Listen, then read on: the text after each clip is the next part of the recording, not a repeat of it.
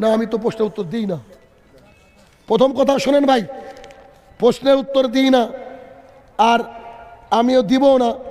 একটা কথা বলি আপনাদেরকে, খুব ক্লিয়ার কাট কথা বুঝবেন। সেটা হচ্ছে, বেশিরভাগ মানুষ প্রশ্ন করে কাউকে না কাউকে অপমান করার জন্য।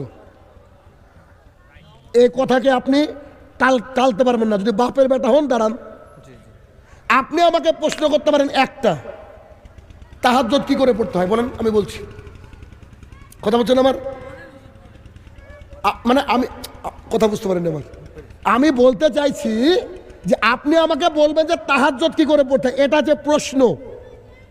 আর আপনি বলবেন কালকে বজলুর রশিদ আসবে, সম্মিলিত মোনাজাত করবে, এটা কি জায়েজ হবে?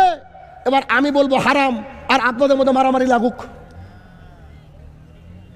এইটা হচ্ছে উদ্দেশ্য মানুষের। 2 নম্বর, বেশি বেশি প্রশ্নকারীকে মুহাম্মদ সাল্লাল্লাহু আলাইহি ওয়াসাল্লাম লানতের কথা বলেছেন, বদদুয়া করেছেন। আপনি যতটুকু জানেন অতটুকুর উপরে আমল করেন, সারা জীবন চলে যাবে, আর আপনার জানার দরকার হবে না।